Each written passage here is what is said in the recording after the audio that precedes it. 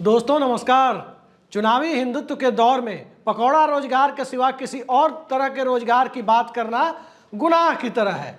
रोजगार की बात गुनाह मौजूदा दौर में इसलिए है क्योंकि जय श्री राम करने के लिए आखिर नौजवान कहां से आएंगे। व्हाट्सएप यूनिवर्सिटी में फॉरवर्ड करने के लिए और व्हाट्सएप यूनिवर्सिटी का ज्ञान प्रसारित करने के लिए नई पीढ़ी की नई पौध कहां से आएगी, ये सवाल मौजूदा दौर में सबसे महत्वपूर्ण एक तरफ बेरोजगारी की समस्या को लेकर है, दूसरी तरफ बढ़ती हुई गरीबी को लेकर है, तीसरी तरफ सामाजिक रूप से बदल रहे डेमोग्राफी के स्तर को लेकर है और इन सब के बीच व्यवस्था और सत्ता की चेतना रोजगार को लेकर कितनी है इसको लेकर भी है।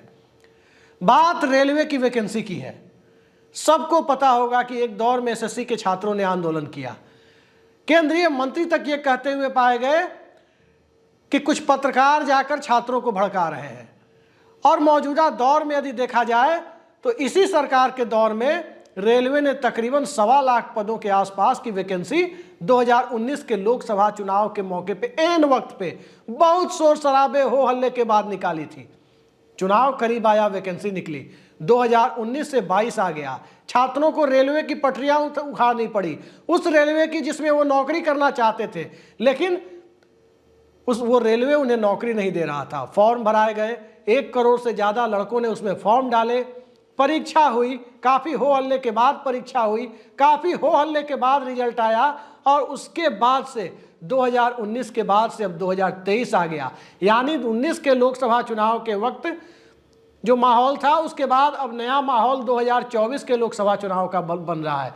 22 जनवरी को राम मंदिर का उद्घाटन भी होना है और राम मंदिर के उद्घाटन के इस दौर में रोजगार कितना बड़ा मुद्दा है। आखिर तैयारी करने वाले छात्र छात्राएं, बबुआज एंड बबुनीज आखिर अयोध्या की यात्रा कैसे करेंगे, कहां से पैसे लाएंगे कि वो अयोध्या जाकर राम मंदिर का दर्शन करेंगे, ये सवाल महत्वपूर्ण हो जाता है।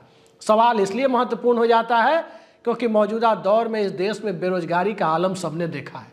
सबने देखा है कि तकरीबन 5 दशकों में बेरोजगारी सबसे ज्यादा उच्चतम स्तर पर रही है। और उस बेरोजगारी के पीछे जिम्मेदार कौन है? क्या सिर्फ कोरोना के सर पर ठीकरा फोड़ा जा सकता है? क्या डिमोनेटाइजेशन के बाद की परिस्थितियों को जिम्मेदार नहीं ठहराया जा सकता? क्या जीएसटी की प्रक्रिया को जिम्मेदार नहीं ठहराया जा सकता?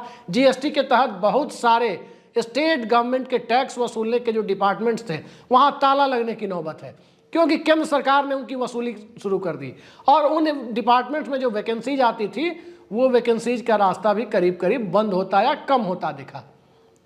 खैर, बात आज रेलवे की कर रहे हैं। रेलवे के अभ्यर्थी ट्विटर पर ट्रेंड करा रहे हैं कि 2.5 लाख के करीब वैकेंसीज हैं, वो वैकेंसी कब आएगी? ज्यादा पुरानी बात नहीं है।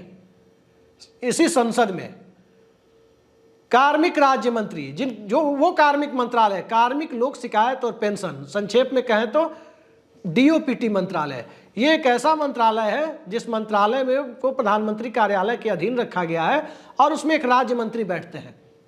डॉक्टर साहब हैं, उधमपुर के सांसद हैं, डॉक्टर जितेंद्र सिंह। डॉक्टर जितेंद्र सिंह ने संसद में बताया था कि अलग अलग मंत्रालयों और विभागों में केंद्र सरकार के अधीन ही लगभग 10 लाख के करीब पद खाली हैं।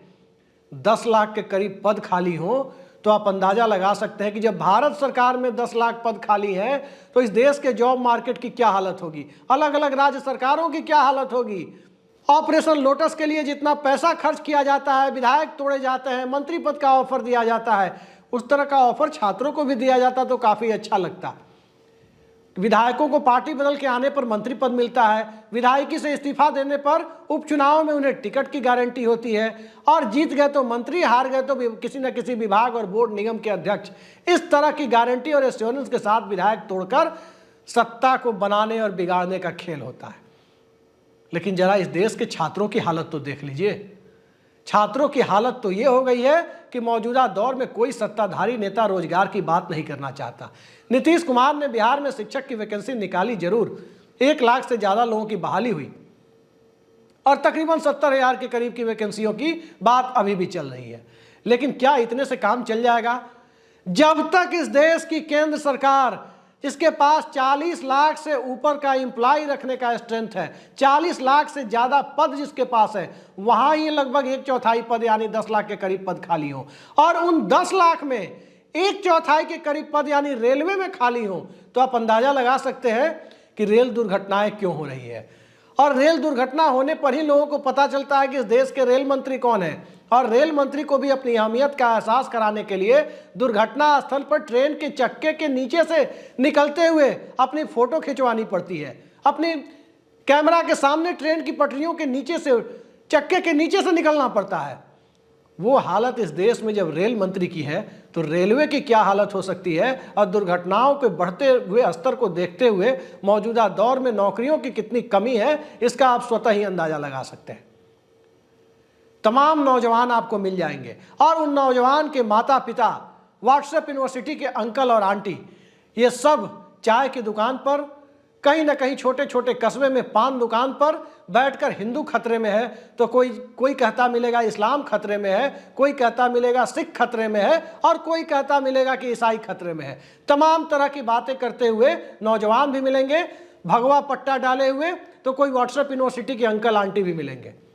सबको चिंता है कि हिंदू खतरे में है, सबको चिंता है कि उनका धर्म खतरे में है। किसी को चिंता नहीं है कि इस देश में रोजगार खतरे में है, किसी को चिंता नहीं है कि इस देश में स्टैंडर्ड ऑफ लिविंग का गिरता हुआ स्तर, अब गिरता हुआ स्तर भी अब इतना नीचे जाता हुआ दिख रहा है कि आम आदमी की अहमियत खतरे में है, लोकतंत्र में लोग की अहमियत खतरे में है। और इस खतरे में जाते हुए अहमियत को देखते हुए मौजूदा दौर में यदि थोड़ा पीछे जाकर के देखें तो एक चीज़ और दिखाई देती है। सबसे पहले धारा 370 के साथ जब 5 अगस्त 2019 को छेड़छाड़ हुई थी, उसमें कुछ बदलाव किए गए, कुछ प्रावधानों को तत्काल प्रभाव से निष्प्रभावी किया गया। उस दौर में यही नौजवान पीढ़ी जो आज रेलवे की वैकेंसी के लिए ट्विटर पर ट्रेंड करा रही है, यही लोग थे, बहुतायत में यही लोग थे जो कश्मीर में जाकर प्लॉट खरीदने के सपने व्हाट्सएप यूनिवर्सिटी के माध्यम से लोगों को दिखा रहे थे। ये वही नौजवान थे जो कश्मीरी लड़कियों से शादी करने जैसी बातें और भी भद्दी भद्दी बातें व्हाट्सएप यूनिवर्सिटी में फॉरवर्ड कर रहे थे। लेकिन बात रोजगार की आ रही है, तब लोगों को दिखाई दे रहा है कि रेलवे वैकेंसी नहीं निकाल रही है, तब लोगों को दिखाई दे रहा है कि इस हिंदुत्व से कुछ मिल नहीं रहा है, तब लोगों को दिखाई दे रहा है कि चुनावी हिंदुत्व और जागो हिंदू जागो और 5 किलो राशन के लिए लाइन में लागो, ये नारा जो मौजूदा दौर में लगाया जा रहा है वो इसी बेरोजगार पीढ़ी की बौद्धिक और सामाजिक चेतना को नष्ट करने के लिए लगाया जा रहा है। जिस बौद्धिक और सामाजिक चेतना के रहते हुए, सोशल एंड इंटेलेक्चुअल कॉन्शसनेस के रहते हुए वे रोजगार पर बात कर सकते हैं, वे महंगाई पर बात कर सकते हैं, वो बेरोजगारी पर बात कर सकते हैं, वो किसानों की एमएसपी पर बात कर सकते हैं, वो ओल्ड पेंशन स्कीम पर बात कर सकते हैं, वो प्रदूषण पर बात कर सकते हैं, और इस देश की तमाम समस्याओं पर, आइडिया ऑफ इंडिया पर बात कर सकते हैं। लेकिन जब धर्म की अफीम हावी हो जाती है, जब सांप्रदायिकता अपने सबसे विभत्स और नंगे स्वरूप में सबके सामने आती है, तो स्वाभाविक है कि उस दौर में रोजगार की बातें पीछे छूट जाती है। और जब मामला हाथ से निकलता हुआ दिखता है, तब यही नौजवान ट्विटर पर ट्रेंड कराने लगते हैं। ज़्यादा पुरानी बात नहीं है, कुछ ही दिनों पहले बिहार में जाति जनगणना हुई। जाति जनगणना के साथ साथ आर्थिक गणना भी हुई, गरीबी के आंकड़े भी सामने आए, और उस गरीबी के आंकड़ों को यदि आप नज़र डालें तो बिहार सरकार ने 6,000 या 6,000 रुपये से कम कमाने वाले परिवारों को गरीब परिवार माना। और गरीब परिवार जिन्हें माना गया, एक परिवार, ध्यान रखिए, एक यूनिट नहीं, एक परिवार, एक व्यक्ति नहीं, एक परिवार जिसकी आय 6,000 रुपये से कम है वो गरीब माने गए। यानी एक परिवार में 200 रुपये यदि प्रतिदिन कमाई होती है या उससे कम होती है तो वो गरीब है। अब 4 लोगों का परिवार अगर मिनिमम है, औसतन 4 लोग ही मान ले, तो 50 रुपये रोज यदि कोई कमा रहा है या उससे कम कमा रहा है तो गरीब है। आज के ज़माने की महंगाई को देखिए और 6,000 रुपये की मासिक आमदनी किसी परिवार की देखिए, आपको समझ में आ जाएगा कि उसे गरीब नहीं बल्कि महागरीब कहा जाना चाहिए। 25% बिहार में जो जनरल कैटेगरी कही जाती है, सामान्य वर्ग, उसके 25% परिवार गरीबी रेखा के नीचे है, 6,000 रुपये मासिक से कम कमाते हैं। 23% परिवार ऐसे हैं जो 6,000 से 10,000 रुपये के बीच कमाते हैं, और 19% परिवार ऐसे हैं जो 10,000 से 20,000 रुपये के बीच कमाते हैं। यानी 25, 23 और 19 67%, 67%, ये जनरल कैटेगरी की बात है, जिनको लगता है कि मौजूदा चुनावी हिंदुत्व ही उनका तारनहार है। 5 किलो राशन की व्यवस्था से ही उनका आर्थिक और सामाजिक स्तर ऊपर उठ जाएगा। खाते में 500 रुपए आने से ही और किसान सम्मान निधि के 2000 रुपए की किस्त मिल जाने से ही उनकी जीवन शैली बदल जाएगी, उनके जीवन में आमूल चूल परिवर्तन आ जाएगा और इस देश में युगांतकारी परिवर्तन आ जाएगा। ये सोचने वाले वो लोग जिनको जनरल कैटेगरी, आम बोलचाल की भाषा में कहे तो ऊंची जाति या सवर्ण कहा जाता है, 67% यानी 2/3 से ज्यादा आबादी यदि उनकी 20,000 रुपए महीने से कम कमा रही है, तो आप अंदाजा लगा सकते हैं कि कम से कम 4 लोगों का परिवार, एक परिवार जिसमें कम से कम 4 सदस्य हो, अगर उसकी मासिक आय 20,000 रुपए से कम है तो खाएगा क्या और पढ़ाएगा क्या। और वही परिवार, उसी परिवार के लोग व्हाट्सएप यूनिवर्सिटी के अंकल आंटी बने हुए हैं। उसी परिवार के नौजवान जिसकी मासिक आय 20,000 रुपए से कम है, वो अच्छी शिक्षा, अच्छी जीवन शैली के लिए सोच भी नहीं सकता है। वो साफा बांधकर जय श्री राम करता हुआ भी मिलेगा और अल्लाह अकबर करता हुआ भी मिलेगा और सड़क पर करता हुआ मिलेगा। उसे अपनी पढ़ाई लिखाई से कोई मतलब नहीं है। और मौजूदा दौर में जब रोजगार की बात हो रही है और गरीबी के आंकड़े के बिहार की बात हो रही है, तो जरा बिहार के बाहर की भी अगर एक बार आर्थिक और जाति जनगणना हो जाए तो स्थितियां कुछ, चाहे उत्तर प्रदेश हो, मध्य प्रदेश हो, राजस्थान हो या कोई हिंदी भाषी राज्य हो, इससे कुछ विशेष फर्क या अलग आंकड़े नहीं आएंगे। मोटे तौर पर मैं आपको बता दूं कि बिहार की जो गणना हुई है, आर्थिक गणना, उसमें गरीबी के जो आंकड़े सामने आए हैं और उस गरीबी के आंकड़े के साथ साथ यदि उन परिवारों को भी ऐड कर लें जिनकी मासिक आय 20,000 या 20,000 से कम है, तो जनरल कैटेगरी में 67%, 67% लोग 20,000 रुपए से कम कमाने वाले परिवारों से हैं। ओबीसी की बात करें, पिछड़ा वर्ग की, तो पिछड़ा वर्ग में 80% लोग 20,000 या 20,000 से कम मासिक आमदनी वाले परिवारों से है। और अति पिछड़ा वर्ग की बात करें तो 83% लोग 20,000 और 20,000 से कम की आमदनी वाले हैं। और अनुसूचित जाति वर्ग की बात करें तो 86% लोग 20,000 या 20,000 से कम की आमदनी वाले परिवारों से आते हैं। अब उन्हीं परिवारों के लड़के, एक तरफ राम मंदिर भी उन्हें चाहिए, दूसरी तरफ रेलवे की वैकेंसी भी चाहिए। दोनों चीजें एक साथ नहीं चल सकती। धर्म की अफीम, सांप्रदायिकता की अफीम और रोजगार का मुद्दा दोनों साथ नहीं चल सकता। फिलहाल भारत सरकार के आंकड़ों पर ही लौटते हैं। राज्यसभा में इसी अगस्त महीने में रेल मंत्री अश्विनी वैष्णव ने बताया कि रेलवे में तकरीबन 2.5 लाख पद खाली हैं, 2,000 से ज्यादा तो क्लास 1 ऑफिसर के पद खाली हैं और उनके लिए वैकेंसी भी निकाली जाएगी। अगस्त की कही बात 3 महीने हो गए, अभी भी वैकेंसी नहीं आई। पूरी उम्मीद है कि लोकसभा चुनाव की आचार संहिता एक तरफ लगेगी, दूसरी तरफ वैकेंसी भी आ जाएगी। यानी चुनाव के समय वोट लेने का एक बड़ा अच्छा माध्यम है। सिलेंडर सस्ता कर दो, वैकेंसी निकाल दो और 3 साल तक वैकेंसी के पीछे नौजवानों को घूमते रहने के लिए मजबूर करो। और इस दौर में जब रेलवे का मामला हो, रेलवे के मामले के साथ साथ दूसरे मंत्रालयों का मामला हो, भारत सरकार के अन्य विभागों का मामला हो, बैंकों का मामला हो, सार्वजनिक क्षेत्र के दूसरे उपक्रम का मामला हो, तो आप समझ सकते हैं कि सरकार वैकेंसी क्यों नहीं निकालना चाहती, रोजगार क्यों नहीं देना चाहती। पकौड़ा रोजगार की बातें प्रधानमंत्री के श्रीमुख से निकली हैं। और पकौड़ा रोजगार की बात करते वक्त जिस गोदी मीडिया के महानुभाव के सामने प्रधानमंत्री ने बात कही थी, उस वक्त लोगों ने यह भी देखा था कि वो कह रहे थे कि पकौड़ा बेचने वाला व्यक्ति पकौड़े भी बनाता है और अपने साथ एक व्यक्ति को रोजगार भी देता है। तो जब रोजगार के बारे में, नौकरियों के बारे में इस तरह की मानसिकता मौजूदा दौर में सत्ता के शीर्ष पर बैठे हुए लोगों में हो, तो आप अंदाजा लगा सकते हैं कि बिहार की नौकरियों में, बिहार सरकार की वैकेंसीज में उत्तर प्रदेश के लोग भी जा रहे थे, दूसरे राज्यों के लोग भी जा रहे थे। और अभी भी बहाली बाकी है, अभी भी कुछ बहालियां होनी है। और उन बहालियों में जितने लोग जा रहे हैं, इससे आप अंदाजा लगा सकते हैं कि परिस्थितियां कितनी विकट होती जा रही है। और इन विकट होती परिस्थितियों को जरा और ज़्यादा स्पष्ट तरीके से और क्लैरिटी के साथ देखने की कोशिश करें तो कुछ चीज़ें साफ हो जाती है। आखिर सरकार नौकरियां देना क्यों नहीं चाहती? बहुत मजबूरी में चुनाव के वक्त रेलवे की वैकेंसी निकालती है।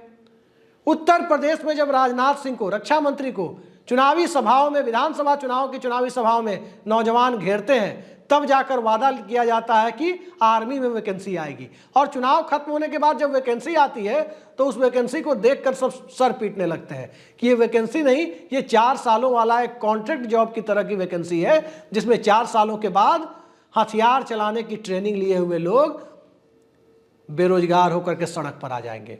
और जब उसके विरोध में आंदोलन होता है, उसके विरोध में आवाजें उठती हैं कि वैकेंसी 4 साल की नहीं बल्कि वैकेंसी 60 साल की उम्र सीमा पूरी करने तक वाली चाहिए, तो उस दौर में भारतीय जनता पार्टी के नेता, इतने बड़े नेता कि वो विधानसभा चुनाव लड़ ही नहीं सकते, उनको खुद के बहुत बड़े होने का गुमान हो गया है, वो कहते हैं कि भाजपा मुख्यालय में गार्ड की नौकरी 4 सालों के बाद मैं दिलवा दूंगा। ये उनका कहना है। तो इस तरह से इस देश में जॉब सीकर्स की स्थिति है कि वो गार्ड की नौकरी के लायक समझे जा रहे हैं। रेलवे से लेकर के बैंकिंग तक, LIC तक, GIC तक वैकेंसीज की बात जब होगी तो इसी तरह कभी पकौड़े की बात होगी तो कभी कुछ और बातें होंगी। लेकिन बिहार ने जो आर्थिक गणना जारी की उसमें गरीबी के आंकड़े खुले। पहले लोगों को लगता था कि आरक्षण वाले रोजगार खा रहे हैं, पहले लोगों को लगता था कि जो आरक्षित कोटे में है वही गरीब लोग हैं, अनारक्षित लोग गरीब नहीं है। लेकिन बिहार की 2/3 जनरल कैटेगरी की आबादी जब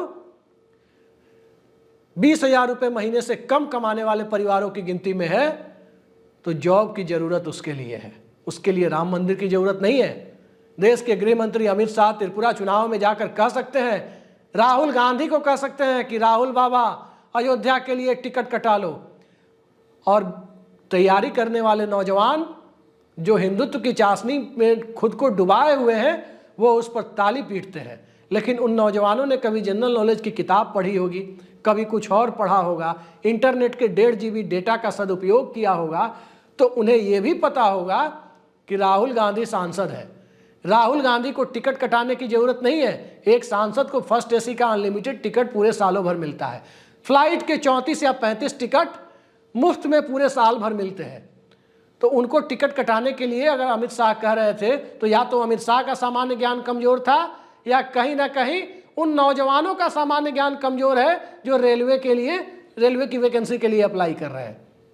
और मौजूदा दौर में सियासत इस कदर क्रूर हो चली है, सियासत इस कदर बेरहम हो चुकी है कि रोजगार की बात करना एक अपराध जैसा हो गया है। आप रोजगार की बात करें, कोई पत्रकार रोजगार के मुद्दे को उठाए तो ये कहा जाता है कि ये सब्सक्राइबर की भीख मांगते हैं, यूट्यूब पर सब्सक्राइबर की भीख मांगते हैं। कोई पत्रकार अगर रोजगार की बात करे, ट्रेनों के विलंब से चलने की बात करे, तमाम मुद्दे उठाए तो उसे टुकड़े टुकड़े गैंग, खान मार्केट गैंग, तमाम तरह के विभूषणों से, अर्बन नक्सल, इस तरह के विभूषणों से लाद दिया जाता है।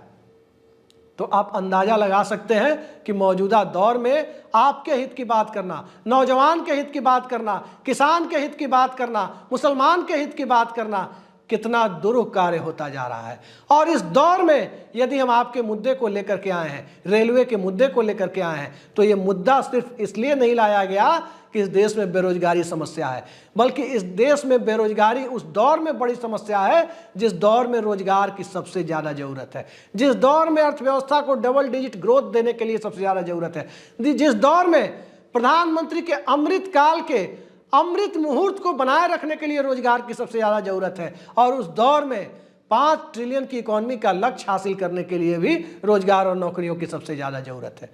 62,000 किलोमीटर से ज़्यादा बड़ा रेलवे नेटवर्क भारत का है और उसमें 2.5 लाख वैकेंसी खाली हो, यानी औसतन 1 किलोमीटर के रेलवे ट्रैक के हिसाब से देखें तो 4 वैकेंसी खाली है। लगभग 4 वैकेंसी औसतन 1 किलोमीटर के रेलवे ट्रैक के हिसाब से देखें तो खाली है। 62,000 किलोमीटर पर के भारतीय रेलवे के नेटवर्क पर 2.5 लाख के करीब की वैकेंसी खाली है। तो इस दौर में रेलवे की ही बात नहीं है, केंद्रीय विद्यालयों की स्थिति आप देखें, केंद्रीय विद्यालयों के साथ साथ सेंट्रल यूनिवर्सिटीज़ की स्थिति देखें, सेंट्रल यूनिवर्सिटीज़ के साथ साथ दूसरे मंत्रालयों की स्थिति देखें, और भारत में विनिवेश की प्रक्रिया, एसेट मोनेटाइजेशन की प्रक्रिया और निजीकरण की प्रक्रिया इस ढंग से तेज करने की कोशिश हो रही है जैसे सरकारी क्षेत्र में कोई काम करता ही नहीं है। कुछ ही दिनों पहले हमारे एक मित्र कह रहे थे कि सरकारी बैंकों में कामकाज नहीं होता, सरकारी बैंक के कर्मचारी कामचोर होते हैं, और प्राइवेट बैंकों में बहुत अच्छा ट्रीटमेंट मिलता है। फिर जब उन्हें मैंने आंकड़ों के साथ स्पष्ट किया कि सरकारी बैंकों में एक कर्मचारी के ऊपर 4 से 500 खाता धारकों का लोड है, वहीं प्राइवेट बैंकों में 20 से 25 खाता धारकों का लोड है, तब उन्हें समझ में आया। तो इस स्थिति में क्या माना जाए? अज्ञानतावश सरकारी नौकरी को तिरस्कार की दृष्टि से देखना, अज्ञानतावश सरकारी नौकरी को, सरकारी सेवकों को कामचोर कहना और सरकारी नौकरी के लिए वैकेंसियां नहीं निकालना, दरअसल ये निजीकरण की पूरी बुनियाद तैयार करने जैसा है कि कल को कहा जाए कि इसको चलाने से बेहतर है प्राइवेट सेक्टर में बेच दिया जाए। एसेट मोनेटाइजेशन की तरह, जैसे एयरपोर्ट को भी आपने देखा होगा कि एयरपोर्ट को निजी हाथों में मेंटेनेंस सौंप दिया गया। जिस लाल किले से 15 अगस्त को प्रधानमंत्री झंडा फहराते हैं, उसके मेंटेनेंस को भी निजी हाथों में सौंपा गया। कल को भारतीय रेलवे को सौंप दिया जाए तो कोई आश्चर्य नहीं होना चाहिए। और सरकारी वैकेंसी नहीं निकालने के पीछे 10 लाख के करीब वैकेंसीज खाली हैं, उसको नहीं निकाले जाने के पीछे जरा दूसरी परिस्थितियों को भी देख लीजिए। ओल्ड पेंशन स्कीम का मुद्दा चल रहा है। भारतीय रेलवे तकरीबन 14 लाख कर्मचारियों का संगठन है, यानी रेलवे यदि फुल स्ट्रेंथ पर काम करे, अपने कर्मचारियों की पूरी संख्या अगर रखे तो 14 से 14.5 लाख के लगभग उसमें कर्मचारी होते हैं। अब इन कर्मचारियों को रिटायरमेंट के बाद पेंशन भी देना पड़ सकता है।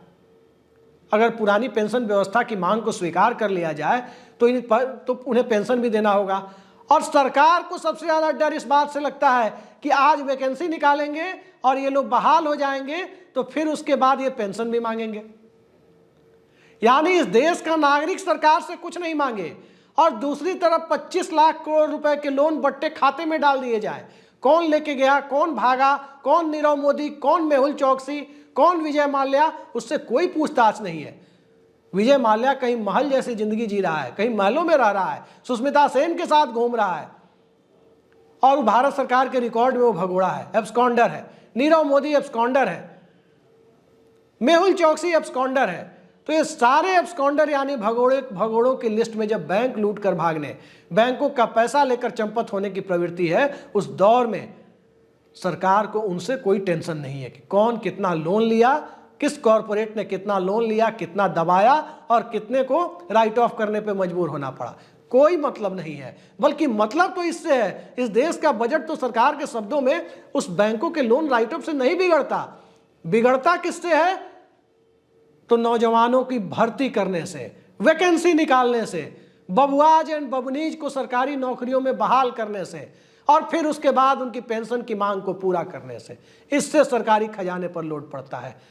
बट्टे खाते में पैसे डालने, लोन की रिकवरी ना हो पाने, एनपीए हो जाने पर 25 लाख करोड़ रुपए के करीब रुपया बट्टे खाते में चले जाने के बाद सरकार को कोई चिंता नहीं होती, उससे सरकार की वित्तीय सेहत पर कोई असर नहीं पड़ता, लेकिन नौजवानों की नौकरी से पड़ता है। तो ये इस दौर में सिस्टम का मिजाज है और सिस्टम के इस मिजाज को देखते हुए वैकेंसी कब आएगी और कब तक नौजवान ट्रेंड कराते रहेंगे, कब तक रोजगार के लिए सी, डी, बी ग्रेड के रोजगार के लिए, सी और डी ग्रेड में ही रेलवे में बताया जा रहा है कि 2 लाख से ज्यादा पद खाली है, क्लास 1 ऑफिसर के 2000 से ज्यादा पद खाली है और कुल मिलाकर तकरीबन 2.5 लाख पद खाली है। ये बात मैं नहीं बल्कि रेल मंत्री संसद में खुद कह रहे हैं। बावजूद उसके वैकेंसी नहीं आ रही है। 5 साल हो जा रहे हैं वैकेंसी को। 5 सालों में सरकार बनती है, बदलती है, और 5 सालों में जब सरकार बनती बदलती है और उसके बाद नौजवान मांग करते हैं कि हमें रोजगार चाहिए, उत्तर प्रदेश के विधानसभा चुनाव में भी आर्मी की भर्ती की मांग कर बैठते हैं, तो आप सोच सकते हैं कि इस देश में 1 नेशन 1 इलेक्शन की बात करने के पीछे आखिर असली नीयत क्या है।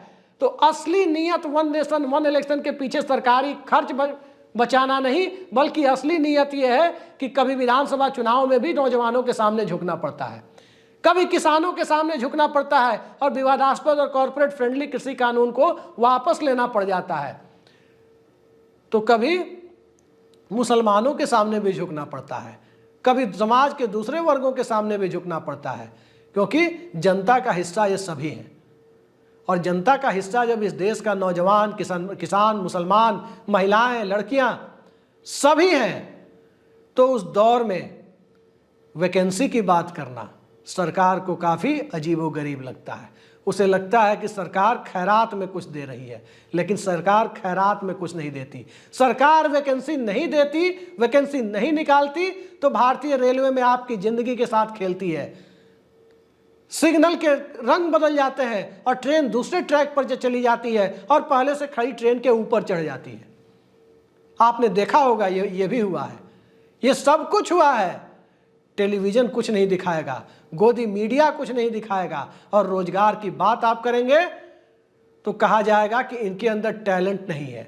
कुछ गोदी मीडिया के पत्रकार कुछ गोदी चैनलों पर आकर ये कहेंगे कि सरकारी नौकरियों की तरफ लोग इसलिए भागते हैं क्योंकि उनके अंदर टैलेंट नहीं है, और खुद किस टैलेंट के बूते वो गोदी मीडिया में है, किस तरह से कैमरे के सामने वो पैसे वसूलते हुए और लोगों को धमकी देते हुए पाए गए थे, तिहाड़ की हवा खा रहे थे, वही पत्रकार महोदय, वो भी इस देश के नौजवानों ने देखा है।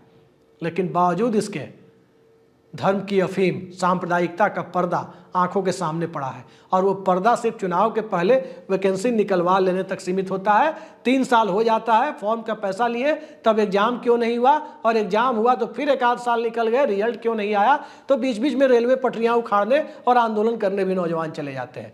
उन्हें हर साल वैकेंसी खुद चाहिए या नहीं चाहिए, हर 6 महीने पर रेलवे की वैकेंसी खुद क्यों नहीं चाहिए, तमाम रेलवे रिक्रूटमेंट बोर्ड यानी आरआरबी है, उनका काम क्या है, उनके अधिकार क्या है, और क्यों उन्हें वैकेंसी नहीं निकालने दिया जा रहा। इससे जब नौजवानों को ही खुद मतलब नहीं है, तो हर 4 साल बाद वे ट्रेंड कराते रहेंगे और वैकेंसी निकलने की खुशी में वोट डालते रहेंगे, और उसके बाद फिर जय श्री राम और जागो हिंदू जागो, 5 किलो राशन के लिए लाइन में लागो, इस व्यवस्था और इस सिस्टम का हिस्सा बनते रहेंगे।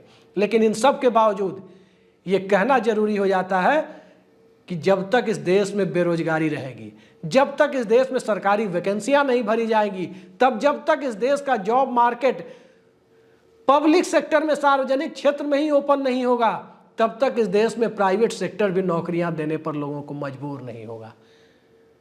रोजगार का दबाव एक तरफा नहीं चलता, और भारत की जो आर्थिक नीति है, जिन्हें अर्थव्यवस्था की समझ है, उन्हें बखूबी पता है कि मौजूदा दौर में, एलपीजी के दौर में, भूमंडलीकरण के दौर में, और भारत की मिश्रित अर्थव्यवस्था के इतिहास को देखते हुए पब्लिक सेक्टर और प्राइवेट सेक्टर ट्रेन की 2 पटरियों की तरह है, और गाड़ी दोनों में से एक भी पटरी से डिरेल हुई तो दूसरे के पहिए का भी नीचे उतरना लाजमी हो जाता है, वो दूसरा चक्का भी पटरी से उतर जाता है। यही मौजूदा दौर में होता हुआ दिख रहा है। लेकिन सिस्टम वैकेंसी कब निकालेगा, आचार संहिता लगने पर झुंझुना थमाने के लिए निकालेगा, या किसी और मकसद से निकालेगा, या व्हाट्सएप यूनिवर्सिटी का व्हाट्सएप फॉरवर्ड कराने की नीयत से निकालेगा, ये आने वाले वक्त में पता चलेगा। देखते हैं क्या होता है। जो भी होगा, उम्मीद है नौजवानों और छात्रों के हित में होना चाहिए। फिलहाल के लिए इतना ही, और यदि आपने हमारे चैनल को सब्सक्राइब नहीं किया है तो सब्सक्राइब जरूर करें। नमस्कार।